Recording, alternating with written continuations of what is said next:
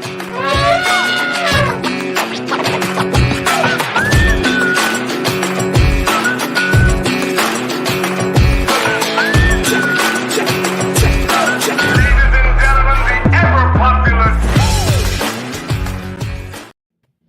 afternoon. I'm Mariana Mancuso, and welcome to another RAMChat. Friends, I'm so glad you're here, and as you know, I love all of our RAMChats, and today is no different. Today joining us is Renewer and Congressman Matt Cartwright. Congressman Cartwright represents Pennsylvania's 8th District, and this is probably the coolest fact I've learned about him in my research of him before he joined us. He has introduced more bipartisan bills than any other member of the House Democratic Caucus. If that isn't working for you, I don't know what is. And sitting down for a chat with Congressman Cartwright is RAM Executive Director Miles Taylor. Without further ado, Miles, take it away.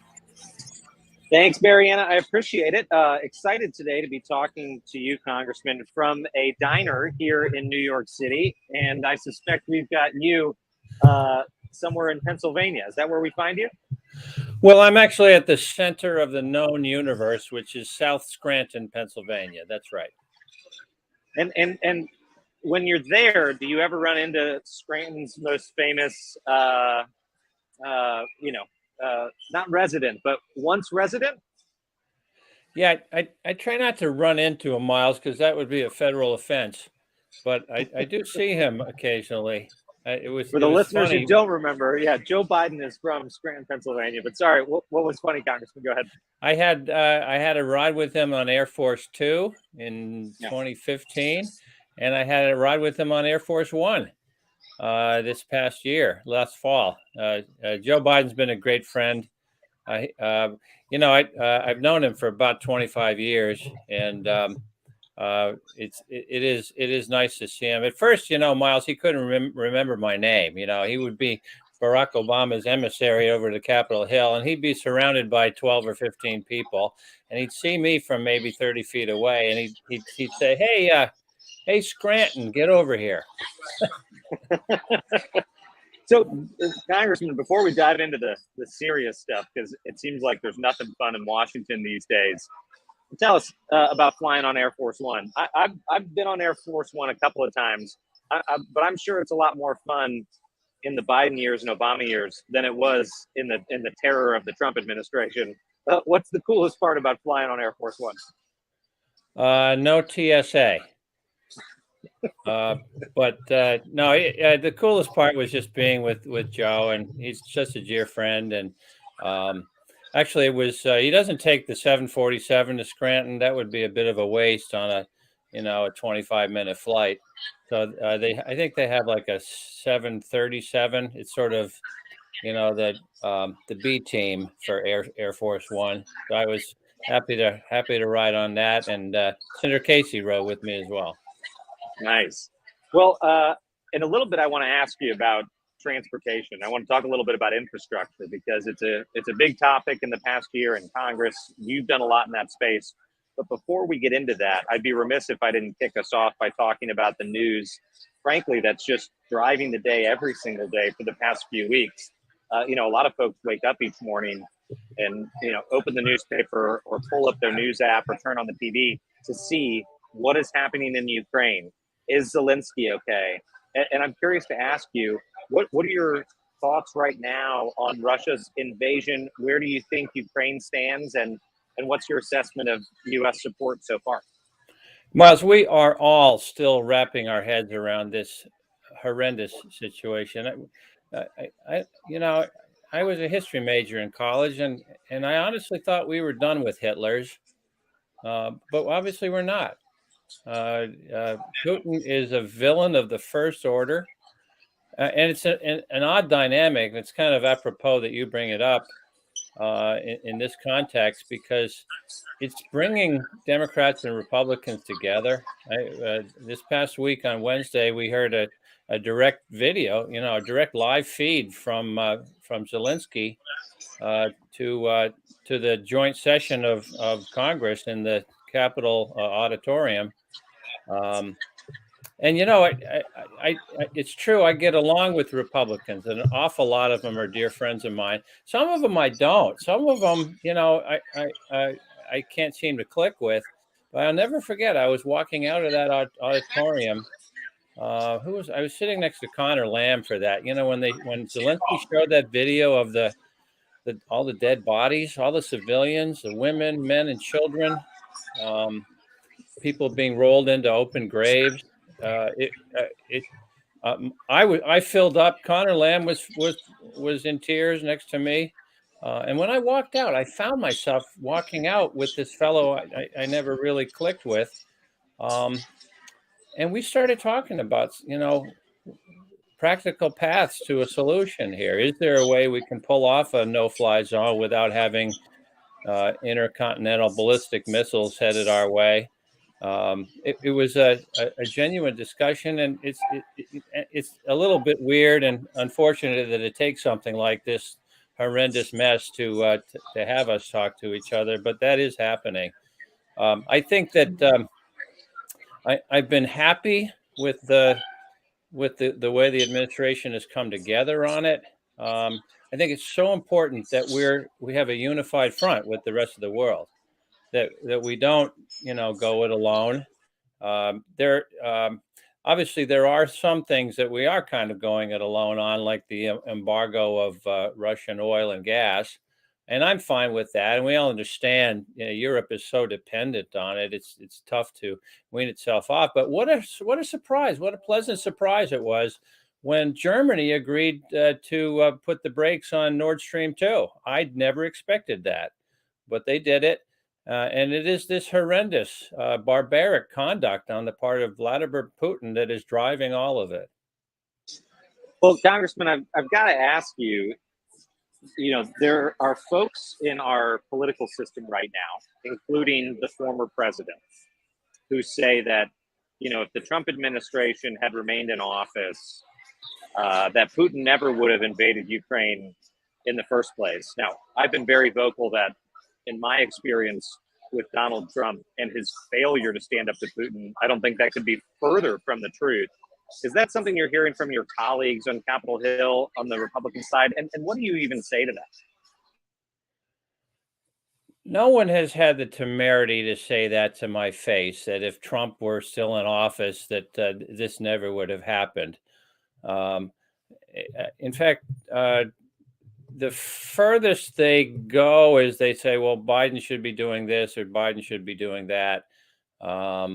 I don't think anyone, of course, I don't hang around there. I mean, there's about 8 of them, Miles, that I don't come within a barge pole of because we have nothing to talk about. The people that yell out things, when President Biden is starting to talk about his son, Beau, the people that make light of the January 6th insurrection. I don't have much to say to those folks. So that's not much to say there. But I will say this: a lot of people I've become very very friendly with. Like, for example, my friend Tom Rice. Tom Rice is from Myrtle Beach, South Carolina. He and I came in together. We didn't see eye to eye on anything. He was trying to get me to vote to repeal Obamacare when I campaigned on supporting the ACA. And then, after the insurrection, he voted to impeach the former president. And he's got a tough row for reelection, but he's running, and I had a good chat with him. I told him how much I admired him. There's such a short list of people with political courage. I like to think of myself as one, but I sure know Tom Rice is. So it's tough. And you know what? The other thing, Miles, I want to tell you, a lot of the people that they're a little, I know they voted the wrong way on certifying the election and things like that. There's a bunch of Democrats that refuse to deal with those folks, about 140 of them. I didn't take that tack. You can see what's happening. These are folks that signed up to do public service. They want to do something. They want to make a difference in their communities. And they know darn well if they voted the other way, they'd get a Republican primary because they're in ruby red districts. And they don't want their public service to end just yet. I see that.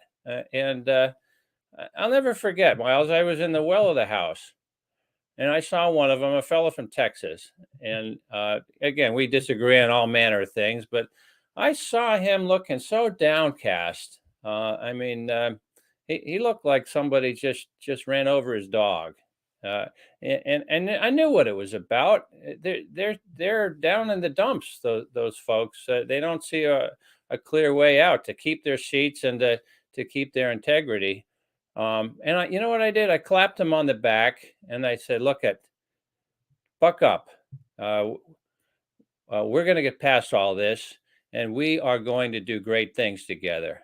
And you should have seen the way the expression on his face changed. You could tell it was a welcome sound for him to hear when I said that. Well, you've got a reputation, Congressman, for crossing the aisle, so I think it's pretty fitting that you used a real life anecdote of actually physically crossing the aisle down there on the House floor and reassuring and working with a member of the other party.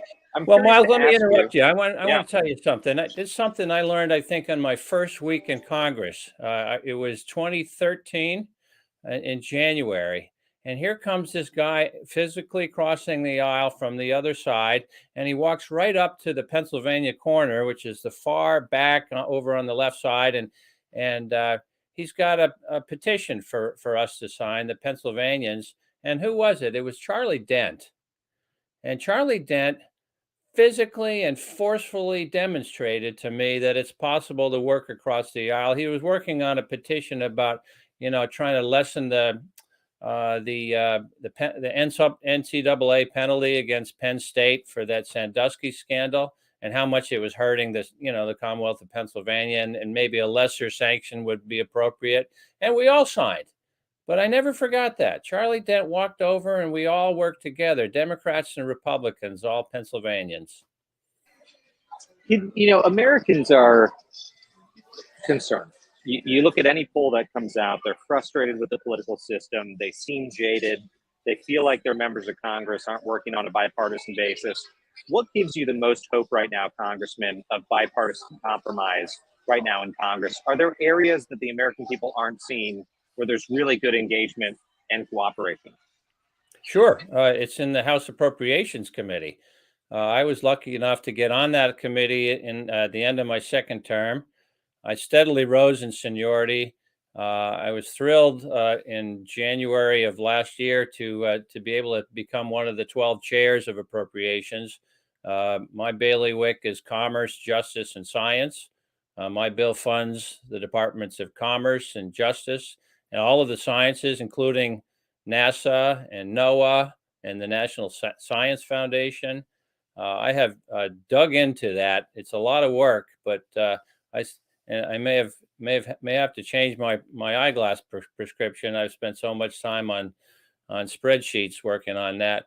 But the great answer to your question is that we see it in the House Appropriations Committee. We actually just passed the fiscal year 22 appropriations bill a couple of weeks ago. There's a lot of great things for this country. There were those who were claiming, let's do a continuing resolution. A full year continuing resolution. For those who don't know what that means, a CR, a continuing resolution, that's when the Democrats and Republicans cannot agree on a spending plan, a budget for the year, and they just say, let's punt. Let's just, whatever we spent last year, we'll do that again this year. That is the most wasteful, craziest idea. They've done that before because of inability to get along. Of course, they've even shut down the government for inability to get along. But when you do a continuing resolution like that, think of it. It's like you and your wife or your husband, you put a new roof on the house last year and you say this year, whatever we spent last year, let's put another new roof on this year. That's how crazy that is. And it took a lot of bipartisan spirit and rolling up your sleeves and working together to get it done. And that's what gives me hope, Miles, that bipartisanship still has a place in this world. Well, Congressman, I often tell people that I'm a recovering appropriator because I once was on the appropriations staff, and it's a tough job to move on from because, when you're holding the purse strings, you've really got the weight of the federal government there.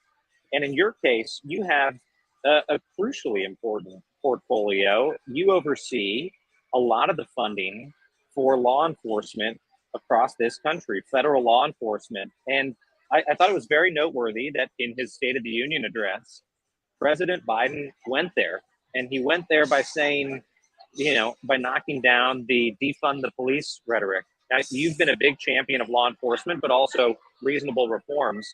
I'm curious what your reaction was to that, and what funding has looked like for law enforcement, and how you've approached that question.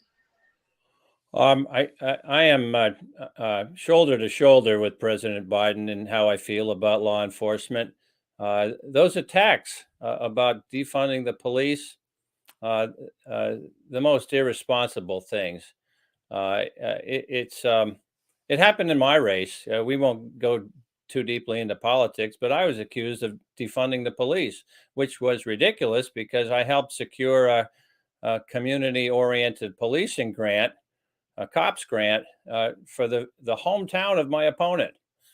And the answer to the attack was to have the police chief, who did a testimonial ad saying that's all nonsense, that Matt Cartwright is for safe streets and helped our town get more police. And so we have plussed up in the FY22 bill, we have plussed up the money for cops grants, and we'll continue to do that. I think that somebody must have done a poll and said, if you knew so and so was for defunding the police, how would you feel about them? And then they go ahead and say it, whether it's true or not. So it's, I get it. It's politics, and there are sharp elbows in politics, but unfortunately, that's why we have to gird for battle for these things. We have to have the resources to get our message out so that people don't believe a bunch of nonsense like that. Well, it's tough in Washington to actually get people to focus on the issue that matters. I mean, they all want to chase the ball. They want to chase the latest controversy in the news, or the latest tweet from those 8 members of Congress that you mentioned that you are loath to interact with because they're probably in Congress more to become famous than they are to legislate. But there is good stuff happening in our legislature. There are good bipartisan bills being passed. And one of those that I want to bring up and ask you about is the Camp LeJeune Justice Act that you helped pass on a bipartisan basis recently. Can you tell us about this? Because I think this is another good example of the type of thing that no one ever sees or reads about in the national news, but it's happening every day because there's members like you, again, working across the aisle. Well, thank you for that softball, Miles. It's a very proud moment for me. It was when we passed the Camp LeJeune Justice Act. That is my bill. I introduced it in the last Congress, and I've been working on it for 4 years. It's a horrible injustice. What happened between 1953 and 1987, the drinking water at Camp LeJeune, North Carolina, a Marine base where Marines go to do combat training, that water was poisoned. They kept the airplane fuel right next to the water supply there, and the inevitable happened. And the water ended up toxic beyond your imagination, between 400 times and 3,400 times the safe levels of toxic chemicals were in the drinking water there. Benzene, toluene, things that are indisputably carcinogenic got in the drinking water, and the men and their families and the employees at Camp LeJeune, they drank it in the mess halls, they bathed in it, they filled their canteens from the water buffaloes out on exercise. And these men and these women and children, and there were birth defects too, but there are, in the VA system has what they call presumptive diagnoses. There's things that if you came down with and you served in such and such a place at such and such a time, it is presumed that the service, it's a service-connected illness. Well, there are 12 presumptive diagnoses from serving at Camp LeJeune if you served over 30 days in that time period, and 12 presumptive diagnoses, and 8 of them are cancer: liver cancer, kidney cancer, bladder cancer. It goes on and on. Non-Hodgkin's lymphoma, Parkinson's disease. It's horrendous. Now, look, nobody gets drafted into the Marines. Every single Marine is a volunteer at all times, even when there is a draft. And they understand they're letting themselves in for hazardous duty, and that the Marines pride themselves on being first to fight. But they never signed up for that kind of danger. They didn't know their real enemy was going to be some kind of horrendous cancer. Um, and that entitles them to put in a claim for compensation. And those are called Federal Tort Claims Act cases. And unfortunately, the way those work is that's a federal judge sitting without a jury. And the judge is to apply the state tort law of whatever state the court is sitting in this case, North Carolina. North Carolina had a statute of limitations construct that was preventing any of these claims from being presented. It didn't allow for what we call a discovery rule, which is always necessary in any case involving cancer. You don't develop cancer within 2 years of exposure. It might come 5 years, 8 years, 10 years later. And all of those claims were barred by the statute of limitations in North Carolina. My bill waived that. It's called the statute of repose in North Carolina, for all you lawyers out there. And it allowed these claims to be brought. And I'm so thrilled. I got 50 Republican co-sponsors on that bill. It passed overwhelmingly. It went to the Senate, and Senator Tom Tillis is working the Senate side for that same bill. I have high hopes that we're going to pass that into law and get that onto the president's desk. Well, good on you, Congressman, for that.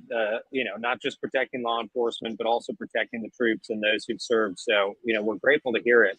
I want to change topics for a second and talk about infrastructure a little bit. There was a lot of debate in Washington about the infrastructure bill. It's a big bill. There's a lot of continuing effort in place, but now there's a shift to actually implementing the expenditure of funds that were passed in the Build Back Better plan. And, part of that is in, the realm of, transportation and rail, and you've been working on that.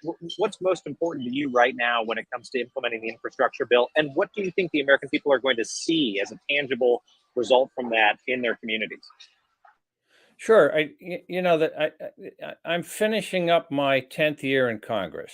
And one of the things that is sorely lacking is taking care of our hard infrastructure in this country. Our roads, our bridges, our water systems, our sewer systems, our rail systems. These are things that were passed down to us, I like to say, from the greatest generation. It wasn't enough that they went overseas and they defeated fascism in Europe and in Asia, and they came back.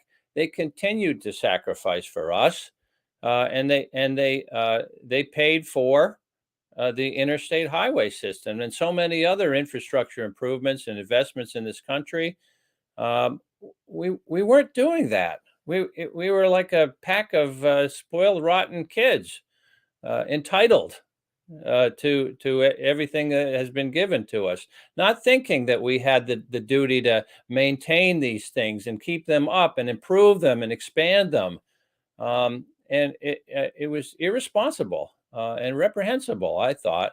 And under the former president, we had infrastructure week after infrastructure week. And I'm not saying that just to poke the last administration. It's true. People voted for the last president because he promised. He was the developer. He was the builder. He knew how to get things done faster and cheaper and better. And we did have those infrastructure weeks all the time. And all it was talk. And in 4 years, it didn't happen. And then in the first 9 months of the Biden administration, he got it done. I was on the south lawn of the White House when he signed that into law. There was a question about whether it was going to be coupled with that other, the Build Back Better part of that. And I said, no, it should not be coupled with that. It's so important we get it done. because, horrendous things happen in this country when you don't keep up your infrastructure. Why do you think dozens and dozens of hundreds of kids in Flint, Michigan got brain damage from drinking water with lead in it because they didn't keep up the water infrastructure in Flint. It's 100 years old, and it's like that all over the country, including in northeastern Pennsylvania. And then when you talk about rail systems, we haven't had passenger rail in northeastern Pennsylvania for 51 years now. And that, don't kid yourself, that is hurting our economy in northeastern Pennsylvania. And anyway, people voted for the last president because he promised he would do those things because it's important to them, not because they like the way it sounded, because everybody knows it's needed. We have a bridge collapse in Pittsburgh. I mean, this kind of thing shouldn't happen. You know why? Because we have to compete. Our companies have to be competitive with Europe and China. It's a global economy, and if we don't do everything we can do to grease the skids for our companies and make them more competitive and make it easier and faster and cheaper for them to get their products to market and overseas, shame on us. So it is something that I believe very strongly in. I think that plussing up the money for Amtrak may work out for northeastern Pennsylvania. There's a very serious interest on Amtrak's part, and we're working on persuading the Federal Railroad Administration of the wisdom of investing in our area as well. Well, I just took the Amtrak up here to New York City, Congressman, and I would welcome additional investment on that front. And so it's good to hear that you're focused on that from Congress. Now, you did bring up someone that folks call the former guy. You brought up Donald Trump in that conversation about Infrastructure Week. As you know, the Infrastructure Week that never ended. And I was at the White House that day that Trump was supposed to cut a deal with Democratic leaders in Congress to do an infrastructure bill. And he didn't, because he was mad at them for investigating his administration on issues from Russia to misappropriated federal spending. So mad that he took it personally and said he wasn't going to cut a deal on infrastructure. And that was the consequence of having a sort of irreverent, reckless president, is that if he was personally upset, it meant Americans weren't going to get something that they desperately needed, like an infrastructure bill. Instead, as you know, the Biden administration quickly passed that legislation. But I want to ask you about Trump and his continued influence on our politics, because it sort of infuses every single issue. And it seems like the Republican majority is still beholden to Donald Trump. Some people have likened it to a Darth Vader-like chokehold on the party. I wonder if you see that day to day with fellow members of Congress, Republicans on the House floor. Are they still beholden to Trump? And what's the impact on our politics for their continued dedication to a man who's no longer in office? I think we have the full spectrum of feelings about President Trump among the members of the Republican conference. But I think where I can add value to this discussion is that I'm from a district that went for Trump by 10% in 2016. In fact, I am the only Democrat in the House defending a seat that went for Trump twice, 2016 and 2020, where I won my seat twice. Simultaneously. So it gives me kind of an insight into what folks are thinking in districts like mine. Remember, my district went for President Obama twice. So how do you flip from a double Obama district to a double Trump district? And this is what I think, Miles. It's that people are hurting in northeastern Pennsylvania. NAFTA bestowed benefits, but also presented burdens, and distributed those things unevenly across our landscape. And unfortunately, northeastern Pennsylvania caught it in the teeth. We had factories close up and move to Mexico. There was a factory in north of Scranton that made you're probably too young to remember picture tubes. But we we used to have color TVs with picture tubes, and the top of the line of those TVs was the Sony Trinitron. And the Sony Trinitron had picture tubes that were made in North Scranton, Pennsylvania, because nobody else in the world could produce picture tubes with that kind of quality. And it was done by a company called Thompson Consumer Electronics, which took over the factory from RCA that was there before. And we're talking about 1,600 manufacturing jobs, union manufacturing jobs in North Scranton, that as soon as NAFTA was passed, 2 years later, Thompson Consumer Electronics moved to Matamoros, Mexico, for no other reason than that you could get away with paying people $2 an hour down there. And all of those family-sustaining, well-paying jobs disappeared in North Scranton. And the tragedy was they got down to Mexico and they found out you get what you pay for. Oh, yes, well, maybe paying family-sustaining wages in North Scranton made sense because they had pride of manufacturing and kind of ownership, and if you had to jigger the machine a little bit to make the tube come out just right, that's what they did. And they didn't have that kind of institutional knowledge and memory in Matamoros when they started up there.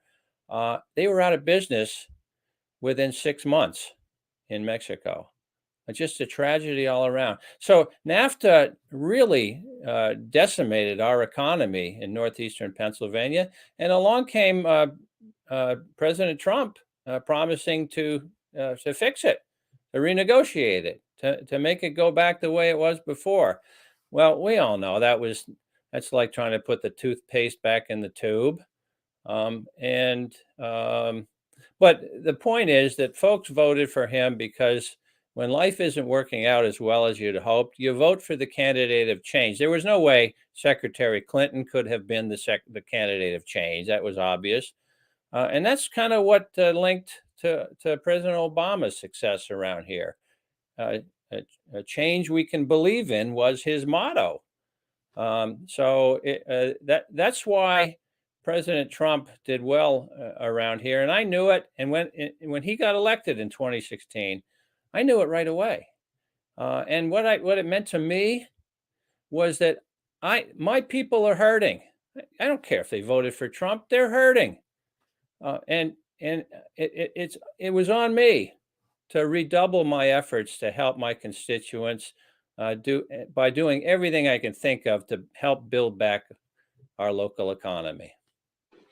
Well, and by all accounts, you have, Congressman, especially being, as Mariana noted at the top end, one of the 5 most bipartisan members of Congress, which is a hell of an achievement, especially in this partisan era. I want to ask you a final question, sort of a fun one, or I hope you can give us some interesting answers to this. As the subcommittee chair on CJS, Commerce, Justice, and Science, as we noted earlier, the Appropriations Subcommittee, you get to have briefings and conversations with government agencies that are on really the bleeding edge of developing advanced technologies, everything from artificial intelligence to quantum computing, space travel, some really exciting stuff. What do you think is the most interesting thing happening in technology development, in the federal government, or a couple interesting things that you're overseeing as the chairman of that subcommittee? There are too many to list, Miles, but I want to tell you what it means to me. I'm so glad you brought it up because, yes, we do fund NASA. My bill came out to $78 billion this year, and of that, fully $25 billion goes to NASA.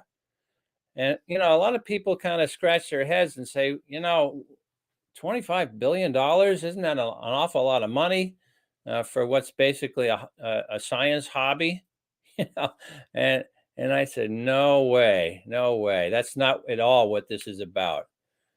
Funding NASA is about creating wealth in this country. You look, Miles, at the Fortune 500 companies, they're listed, and crowding the top of the list are companies that did not exist a generation and a half ago. And why? Because they're based on some scientific or technological breakthrough. And because of that, all of this wealth was created in this country, so many companies. And where did those breakthroughs come from? They came from the fertile minds and imaginations of young people who came up with those ideas. If we don't do everything in our power and in our imagination to stimulate the interest and the enthusiasm of young people to go into science, technology, engineering, and math, we're gonna see that font of great new technological and scientific ideas dry up.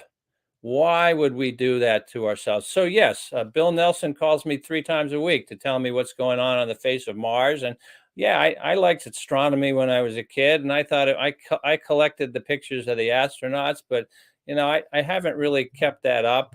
But what really matters to me is that we continue inspiring young people. You see them, kids that are in middle school and high school, maybe too young to be jaded about the world, and they're wearing NASA T-shirts proudly because they're so interested in that. And so the fact that we got a rotorcraft to fly on the surface of Mars, even though the atmosphere is so thin and you don't have the molecules, to support normal aerodynamics, it means so much, and that's why it's important to me, because creating wealth, if we don't have wealth in this country, we're going to get in a worse and worse way, in ways that couldn't have been imagined even over the last 5 years. Well, Congressman, I'm grateful that you joined us today. A fast parting question. You don't have a prediction for us on who's going to win the NCAA tournament, do you? I'm putting you on the spot. That's above my pay grade, Miles. Can't help you there. You'll probably get in trouble back home if you name who the winner is going to be. So best to keep your cards close. Well, Congressman, thank you for what you're doing in Washington and for being a renewer there in the state of Pennsylvania. We really appreciate the hard work, and it's a breath of fresh air to talk to someone who wants to work on a bipartisan basis. Well, I enjoyed talking to you too, Miles. Have a great day. Great. Mariana, back over to you. Thank you so much. And thank you, Congressman. That was an extremely fascinating conversation. And I always love getting to sit down with one of our renewers. So thank you for your time. To everyone who tuned in, thank you. I'm so grateful for you. And if you enjoyed this conversation, which I'm sure you did, be sure to join us on April 5th when we sit down with the Executive Director and Chair of the Board of Vote Nevada, Sandra Cosgrove. In the meantime, to stay up to date with everything we're doing at Renew America, please be sure to subscribe to our YouTube channel, Renew America Movement, and you can follow us on Twitter at Renew America. If you haven't signed up to stay up to date on our website, I encourage you to do so. I promise it'll be the best email you receive in your inbox all week, renewamericamovement.com. As always, have a fantastic week. I will see you soon.